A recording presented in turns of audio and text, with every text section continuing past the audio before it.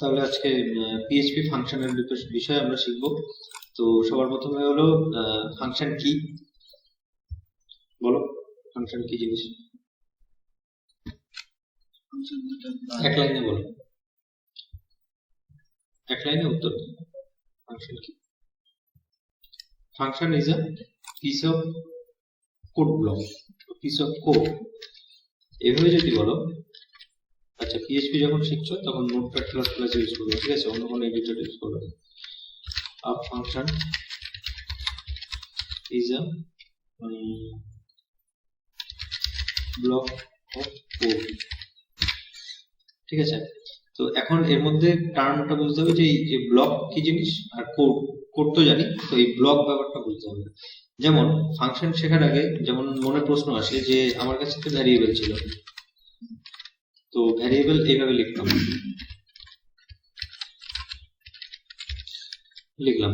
এখন এটাকে যদি আমি একো করাই, আমি এটাকে এখন যতবারই একো করাবো না কেন ততবারই কিন্তু এই নামটাই আসবে। তো এখন এই নামটাকে আমি এখন যদি বদলাতে চাই তাহলে আমার কাছে সুবিধা হলো এখানে, ঠিক আছে। এখন আমি যদি এখানে একবার চেঞ্জ করে দিই তাহলে আমার যত জায়গায় এই নেম কথাটা যতবার লেখা থাকবে না, তো সব জায়গায় চেঞ্জ হয়ে যাবে, এটা জানা বিষয়, ঠিক আছে। এখানে নতুন নতুন কিছু নেই যে সমরেশ সমরেশ বারবার।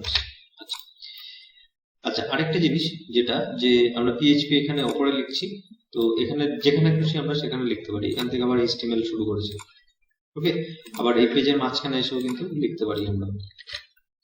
তো এটাও একটা জানার বিষয় যে পিএইচপি যখনই আমি ওপেন ক্লোজ করব সেখান থেকেই পিএইচপি স্টার্ট হয়ে যাবে। এটা যেমন উপরে লিখেছিলাম সেই জন্য উপরে এসেছিল। আলটিমেটলি আমরা যে রেজাল্টটা পাবো সেই রেজাল্টটা কিন্তু শুধুমাত্র এখানে যে পিএইচপি যেটা রিটার্ন করে সেটা শুধুমাত্র কিন্তু টেক্সট। এখন h1 এর মধ্যে থাকলে h1 এর মতো দেখাবে, p এর মধ্যে থাকলে p এর মতো দেখাবে, আর পিএইচপির কোনো কোড কিন্তু দেখতে পাবে না। কন্ট্রোল ইউ করলে কোনো পিএইচপি কোড নেই এখানে, ওকে। এখন এই যে ফাংশন, যেটা এই ফাংশনটা প্রয়োজন হলো কেন? কারণ আমার কাছে তো ভ্যারিয়েবল ছিল, তারপরে আমার কাছে তো অ্যারে ছিল, তাই না? তো তাহলে আমার ফাংশনের প্রয়োজন কেন? ভ্যারিয়েবল, অ্যারে এই সমস্ত কিছু থাকা সত্ত্বেও আমার ফাংশনের কি দরকার পড়লো? পার্টিকুলারলি কোনো একটা কাজ, যেমন আমি যদি এখন ইকো করি, ইকো করলাম, ইকো করে লিখলাম ওয়েলকাম, ওকে। এখন এই ওয়েলকাম কথাটাকে আমাকে আমার ওয়েবসাইটে বহুবার ইউজ করতে হবে, ঠিক আছে। তাহলে এখন মনে হতে পারে যে ঠিক আছে, তাহলে ওয়েলকাম কথাটা যখন অনেকবার ইউজ করতে হবে তাহলে প্রত্যেক জায়গায় গিয়ে কপি পেস্ট করবো, এটা এমন কি কঠিন কাজ? তো ঠিক আছে, কিন্তু পরে দেখা গেল যে না, ওয়েলকাম লিখলে হবে না, লিখতে হবে যে ওয়েলকাম ব্যাক, এই কথাটা। তাহলে আমি এখন ওয়েবসাইটে যত জায়গায় ইউজ করেছি সব জায়গায় গিয়ে আমাকে পরিবর্তন করতে হবে। এবার এই কথাটাও সত্যি যে আমি তাহলে ভ্যারিয়েবল নিয়ে নিতে পারি, মেসেজ ইকুয়ালস টু, এখানে লিখে দিতে পারি ওয়েলকাম ব্যাক, তাহলে তো কোনো অসুবিধা নেই। এখন ওয়েলকাম থাক বা ওয়েলকাম ব্যাক থাক, তো ঠিক আছে। কিন্তু এখানে সমস্যাটা হলো এই একটার বেশি মেসেজ আমি কিন্তু আর লিখতে পারছি না। এখন আমি চাইছি যে আমি যখন যাকে ওয়েলকাম করব, সাপোজ আমি ফেসবুকে যখন যাচ্ছি, ফেসবুক আমাকে দেখাবে যে ওয়েলকাম জন ডো, আবার তুমি যখন ওপেন করছো তখন তোমার নাম দেখাবে। তো সেক্ষেত্রে কি সম্ভব এইভাবে প্রত্যেকটার ক্ষেত্রে আলাদা আলাদা? সম্ভব না, কারণ একটা ভ্যারিয়েবলে একটা জিনিস রাখা যায়, একটা অ্যারের মধ্যে একাধিক জিনিস রাখা যায়, কিন্তু সেটাকে ওইভাবে ইউজ করা সম্ভব নয়। তো তখন আসছে আমাদের এই ফাংশন। তো এখন এই ফাংশন কি? এই ব্লক অফ কোড, ঠিক আছে। সেটা একটা লাইনের কোড হতে পারে, আবার 1000 লাইনের কোড হতে পারে। তো ফাংশন লেখার জন্য ফাংশন কিওয়ার্ড অবশ্যই লিখতে হবে এবং ফাংশনের একটা নাম দিতে হবে। তো আমি এখানে সাপোজ নাম দিলাম যে গ্রিট, ওকে। গ্রিট মানে ওয়েলকাম জানাবো, এই গ্রিটিং, যা খুশি নাম রাখতে পারি, শুধু মনে রাখতে হবে সামনে যেন কোনো নাম্বার না হয়, ওকে। তো এখন এই যে নামটা দিলাম, এই নামটা লেখার পরে প্রথমে আগে এরকম ফার্স্ট ব্র্যাকেট, তারপরে হলো সেকেন্ড ব্র্যাকেট, যা কাজ হোক এই সেকেন্ড ব্র্যাকেটের মধ্যে, এই সেকেন্ড ব্র্যাকেটের মধ্যে এসে তুমি কোড লেখো। এখন বলেছিলাম না যে যে ব্লক, তো এটাকেই বলা হয় একটা ব্লক বা ব্লক স্কোপ, ঠিক আছে। যেখানে এরকম সেকেন্ড ব্র্যাকেট থাকবে তার মানে মনে করবে যে এই সেকেন্ড ব্র্যাকেটের মধ্যে যা যা ঘটনা ঘটবে সেগুলোর সঙ্গে বাইরের কোনো সম্পর্ক নেই, বাইরের, বাইরে বলতে এই যে ফাঁকা যে জায়গাগুলো পিএইচপি যেখানে শুরু হয়েছে যেখানে শেষ হয়েছে এইগুলো হলো আউটসাইড, বাইরের দুনিয়া। আর এই যে সেকেন্ড ব্র্যাকেট দিলাম এটা হলো এর ব্লক, ফাংশন ব্লক, এর ভিতরে যা কাজ হবে যা ভ্যারিয়েবল হবে সব এর মধ্যে সীমাবদ্ধ। একটা ছোট এক্সাম্পল দিচ্ছি, যেমন আমি এখানে লিখলাম নেম, নেম লিখলাম রাম। এখন আমি এখানে এসে যদি ইকো করাই এই নেমটাকে ইকো করালাম, করার পরে আমি যদি এখন সেভ করি, সেভ করে রিফ্রেশ করি ব্রাউজারে এসে, তাহলে এখানে কোনো কিছুই কিন্তু আসেনি। কেন আসেনি? প্রথম কথা হলো প্রথম এই ফাংশন ডিফাইন করা হয়ে গেলে তারপরে আমরা সেটাকে ইকো করতে ভুলে যাই, সরি সেটাকে আমরা কল করতে ভুলে যাই। এখানে যেটা করছি ফাংশন ডিফাইন করেছি, মানে ফাংশনটাকে তৈরি করেছি ফাঁকি বাংলায়। এবার শুধুমাত্র কাজ, ফাংশন মানে হলো একটা কাজ, এটা কাজ হলো কি নেমটাকে ইকো করানো। তো এটাকে বানিয়ে রাখলেই হয় না, এক্সিকিউট করতে হয়, কাজে লাগাতে হয়। তো সেই জন্য এটাকে কি বলে, ফাংশনটাকে কল করা বলে। তো অবশ্যই সেমিকোলন দিতে হবে। এবার সেভ করলাম, সেভ করার পরে আমি যদি এখন রিফ্রেশ করি তাহলে দেখাবে undefined variable name in line number 15। মানে এই যে 15 নম্বর লাইনে এই যে ভ্যারিয়েবলটা, এই ভ্যারিয়েবলটা কোথা থেকে এসেছে ও জানে না। এখন আমরা আপাত দৃষ্টিতে দেখলে মনে হতে পারে যে নেম তো ভ্যারিয়েবল ছিলই এখানে, আমি যদি এখানে প্রিন্ট আউট করতাম তাহলে কি আসতো? তাহলে আসতো, এটা সিম্পল জিনিস, তাহলে দেখাতো না। কিন্তু এখানে লিখলে সেটা আসছে না, এমন কেন? এটা হলো কোশ্চেন, প্রথম কোশ্চেন, যে ভ্যারিয়েবল যদি বাইরে থাকে ফাংশনের, আর সেই ভ্যারিয়েবলটাকে যদি আমরা ফাংশনের ভিতরে কল করি কোনো, তাহলে কেন ডিসপ্লে করে না বা কেন আসে না, কেন এক্সিকিউট হয় না, কেন আনডিফাইন্ড কেন বলে? তো তার উত্তর হলো যে ফাংশনের ভিতরে যে মানে সেকেন্ড ব্র্যাকেটের যে অংশটা সেটা হলো একটা ব্লক, একটা স্কোপ, ঠিক আছে? তো এটা দুনিয়াটা আলাদা পুরোপুরি, বাইরের দুনিয়ার সঙ্গে কোনো কানেকশন নেই। সেই জন্য এই নেমটা এখানে যে বাইরে রয়েছে সেটাকে চেনেই না, সেটাকে জানেই না। ওকে, তো সেই জন্য আমরা কি করতে পারি, যদি আমাদের এইভাবে ইউজ করতেই হয় নেমটাকে, আমরা এখানে লিখবো গ্লোবাল, তারপর লিখবো নেম। ওকে, এর মানে হলো যদি বুঝতে চাও সহজ ভাষায়, তাহলে আমরা বলছি যে নেম নামে আমার একটা ভ্যারিয়েবল আছে, কিন্তু এই সেকেন্ড ব্র্যাকেটের মধ্যে খুঁজে পাবে না তুমি। এই ফাংশনকে বলছি সেকেন্ড ব্র্যাকেটের মধ্যে খুঁজো না, তুমি একটা কাজ করো, ফাংশনের বাইরে চলে যাও। তো এই বাইরের যে দুনিয়াটা সেটা হলো গ্লোবাল স্কোপ, ওপেন করা সারা দুনিয়ার জন্য গ্লোবাল। কিন্তু তুমি না, এই নামটা দিতেই হবে। এখানে যে পিঙ্ক কালার যেগুলো দেখতে পাচ্ছ এগুলো হলো কিওয়ার্ড, এগুলো দিতেই হবে। ওকে, তো এই গ্লোবাল শব্দের অর্থ হলো যে আমি বলছি যে বাইরে কোথাও আছে সেখান থেকে খুঁজে নিয়ে আসো, ঠিক আছে? তো এটা আমার ভিতরকার জিনিস নয়। এবার যদি সেভ করো, সেভ করে যদি রিফ্রেশ করো তাহলে দেখো এটা দেখতে পাচ্ছি, কারণ এছাড়া আর কোথাও ইকো করা নেই। এবার কিন্তু কাজ করছে।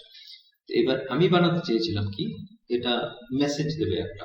ওকে, তো এই নামটা প্রিন্ট হবে না, তার বদলে কি প্রিন্ট হবে, এই লাইনটার প্রয়োজন নেই,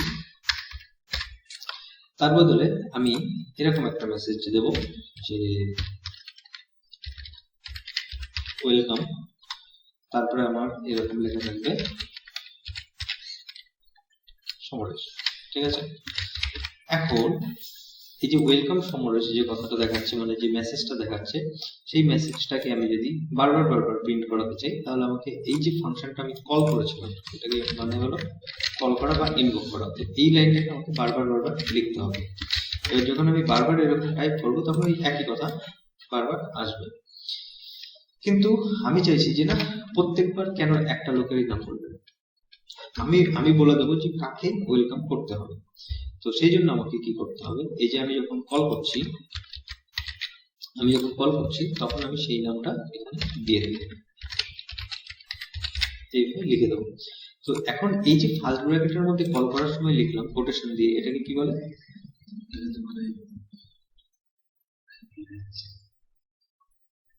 আর্গুমেন্ট পাস করা বলে। তো এটাকে বলা হয় আর্গুমেন্ট পাস করা। তো আর্গুমেন্ট যখন আমি এরকম একটা লিখেছি, তো এটা একটা টেক্সট হতে পারে, নাম্বার হতে পারে, কিছু একটা হতে পারে, নাল হতে পারে। তো সেটাকে রিসিভ করতে হয়, কি করতে হয়, সেটাকে ধরতে হয় কোথাও। তো ধরতে হয় কোথায়, এই ফাংশনটা যখন ডিফাইন করছিলাম, যখন তৈরি করছিলাম, সেই সময় এসে একটা ভ্যারিয়েবল বানাতে হয়। ওকে, তো এখানে নিম নামে আমি একটা ভ্যারিয়েবল বানালাম। তো এটাকে তুমি ভ্যারিয়েবলও বলতে পারো, আর যদি ফাংশনের ভাষায় টেকনিক্যাল যদি কথা বলো তাহলে এটাকে বলা হয় কি বলে, প্যারামিটার বলে। তো যখন আমি ডিফাইন করছি এখান থেকে টেক্সট, এটা ধরার জন্য কি আছে, এখানে একটা ভ্যারিয়েবল আছে, এই ভ্যারিয়েবলটার স্পেশাল একটা নাম আছে, সেই নামটা কি, প্যারামিটার। তো এই প্যারামিটারটা এখানে আমি নিয়েছি। এখন এই ভ্যারিয়েবলটা আমি যেখানে খুশি ব্যবহার করতে পারি। তো আমি ব্যবহার করব কোথায়, আমি এই যে নামটা আছে এই নামটার পরিবর্তে আমি এখানে ব্যবহার করব। তো আমি কনক্যাট করে দিলাম $নেম। ওকে, এবার আমি যখন এটাকে রিফ্রেশ করব তখন এটা আমি কি দেখতে পাবো, দেখাবে ওয়েলকাম সমরেশ। আচ্ছা, নেক্সট আমি বললাম এখানে ওয়েলকাম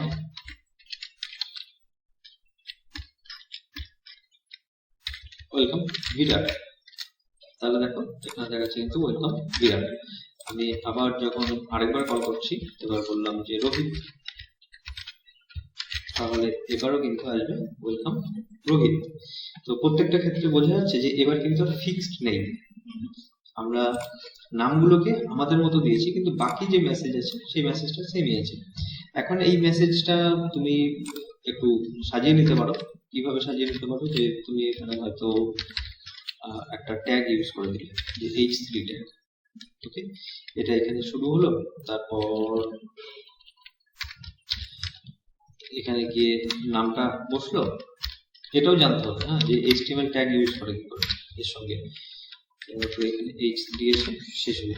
এবার যদি এখানে চেক করো, আচ্ছা এখানে আমি কনক্যাট করে নিই। এবার প্রত্যেকটা ডিফারেন্ট লাইনে দেখাচ্ছে, আর H3 এসছে সেটা বোঝাই যাচ্ছে ফন্টের সাইজ দেখে। তো এখন এইভাবে আমরা এটাকে ইকো করাতে পারি, একদম সিম্পল জিনিস।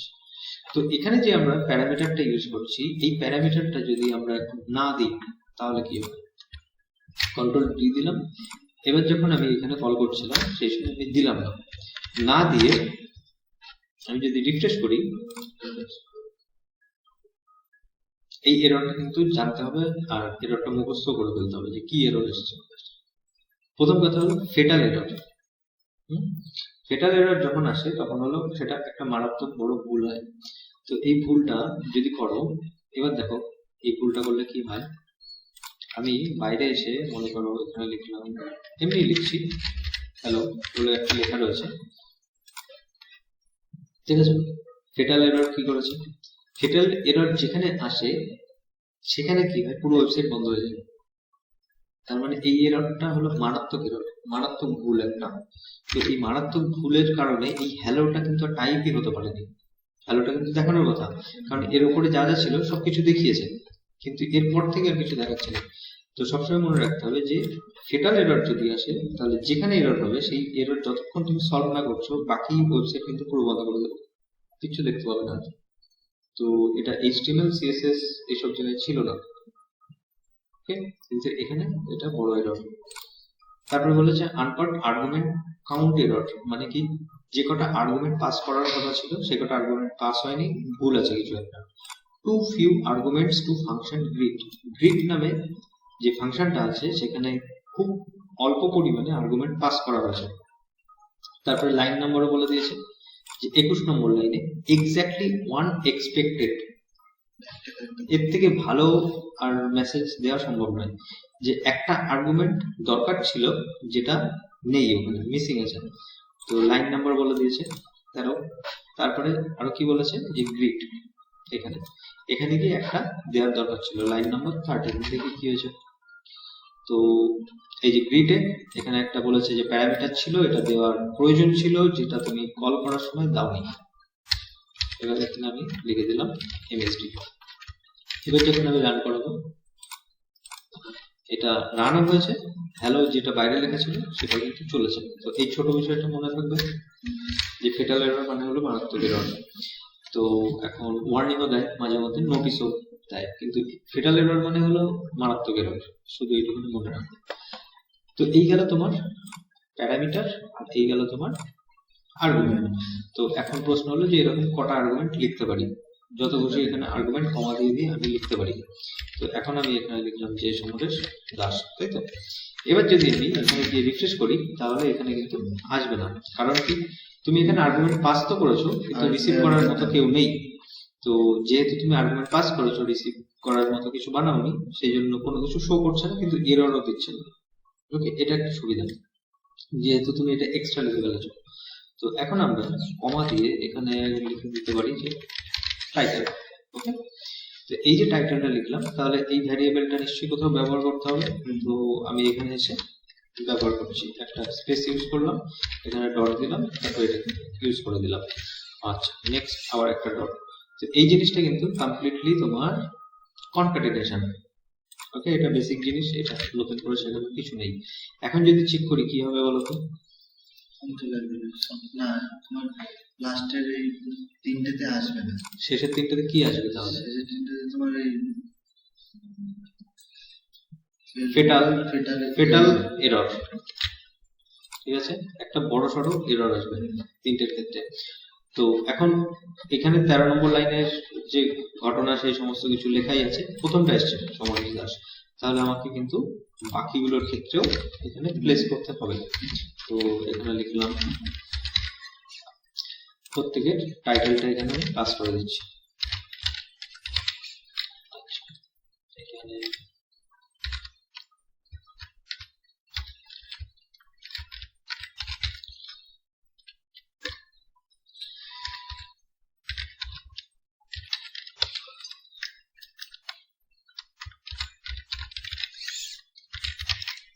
এবার যদি দেখি প্রত্যেকটা কিন্তু এসছে।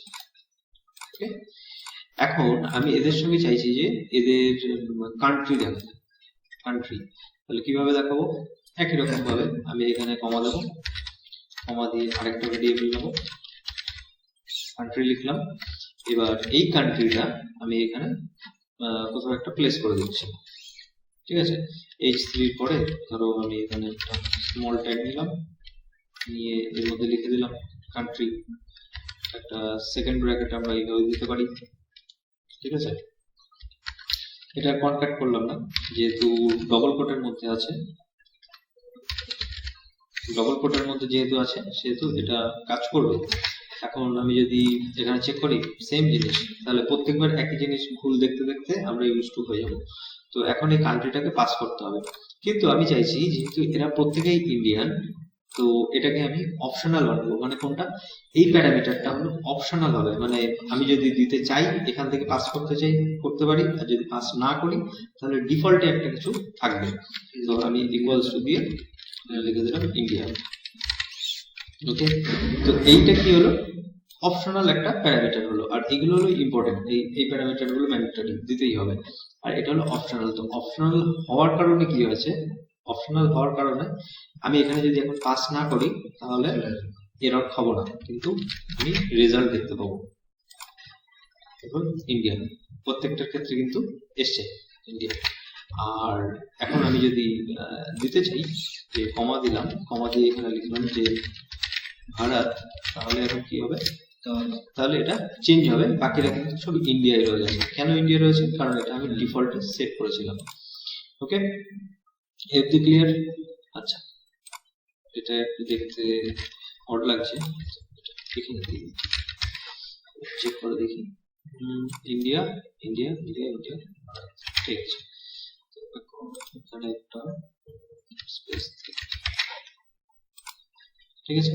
এইভাবে আমরা জিনিসটাকে করতে পারি। আচ্ছা, এবার নেক্সট কাজ হলো, এক্ষেত্রে দেখো কি হচ্ছে, এক্ষেত্রে আমি শুধুমাত্র ইকো করছি জিনিসটাকে। তো সেই জন্য আমি যখন কল করছি তখন ডাইরেক্ট ওখানে ডিসপ্লে করাচ্ছে, কিন্তু আমি চাইছি যে না, এটাকে একো করাবো না আমি, ঠিক আছে। একো না করিয়ে আমি এই ফাংশনের থেকে ফেরত চাইবো, বলবো তোমার কাছে যা আছে না আছে, টেক্সট H1 H3 যা মেসেজ যা কিছু আছে, তুমি ওখানে একো করিও না, তুমি ফেরত দাও আমাকে। ওকে, ফাংশনের এই ফেসিলিটি আছে, যেটা কিন্তু তুমি ওটাই পাবে না ভ্যারিয়েবলে আর অ্যারের ক্ষেত্রে। ফাংশন ফেরত দিতে পারে। তো ফেরত দেওয়া ইংরেজি কি? ফেরত দেওয়া ইংরেজি কি বলো? কোনো জিনিস কিনে আবার যখন ফেরত দিয়ে আসো কি বলে এটা? রিটার্ন করা। তো এখানে তুমি শুধু রিটার্ন লিখে দাও। তো রিটার্ন লিখলে কি হবে? রিটার্ন নিশ্চয়ই প্রিন্ট করে না। তো এখন যদি ব্রাউজারে চেক করি তাহলে কি হবে? সেটা কোনো কিছু আসবে না। কেন? কারণ এ শুধুমাত্র রিটার্ন করেছে, ফেরত দিয়েছে। এখন ওই ফেরত দেওয়ার জিনিসটা কি করবে সেটা তোমার ব্যাপার। ওকে, কি বললে বুঝলাম না। মানেটা হলো এখান থেকে এই লাইনটা ফেরত এসছে, শুধুমাত্র এই লাইনটুকু, এই লাইনটুকু ফেরত এসছে। এবার তুমি কল করেছো যখন, এই লাইনটা এটা ফেরত এসছে। এবার তুমি এখানে চাইছো এটাকে ইকো করবে, প্রথমটাকে আর তৃতীয়টাকে। তাহলে দেখো কি হবে, শুধু রোহিত শর্মা আর সমরেশ দাস এই দুটো প্রিন্ট হয়েছে, বাকি দুটো কিন্তু হয়নি। তাহলে এতে কি সুবিধা হবে? এতে হলো আমার হাতে কন্ট্রোল আছে, যে আমি ইকো করব নাকি ওটাকে ভারডাম্প করবো না কি করবো, আমার ব্যাপার। তো আমি এটাকে চাইছি যে ভারডাম্প করবো। দেখি ভারডাম্প করে কি হয়।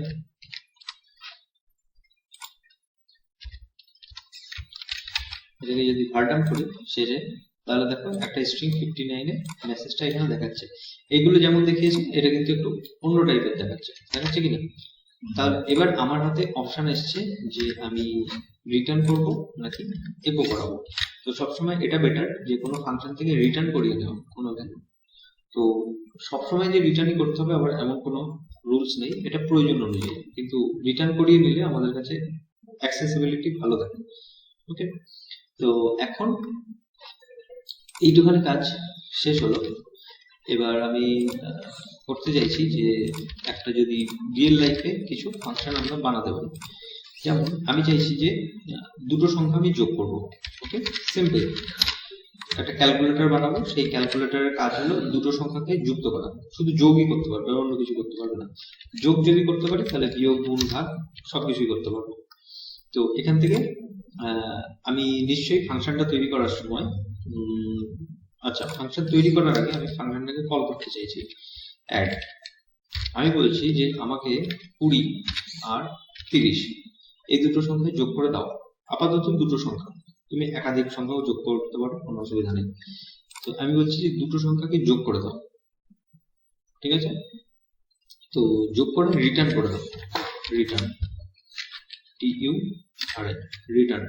তো এই রিটার্ন যে কিওয়ার্ডটা, এই কিওয়ার্ডটা যেখানে লেখা হয় তারপর থেকে আর কোনো কিন্তু কাজ হয় না, ওইখানে লাইন শেষ হয়ে যায় রিটার্ন করার পরে। আর যদি এক্সট্রা কোডও লেখো ওগুলো এক্সিকিউট হয় না। তো এখন রিটার্ন করব দুটো সংখ্যার যোগফল। তো এই সংখ্যাটার এই সংখ্যাটা নিশ্চয়ই আলাদা সংখ্যা। তো এই সংখ্যাটাকে ধরার জন্য আমি লিখলাম $x একটা সংখ্যা, আর একটা লিখলাম $y, সেই বীজগণিতের মতো।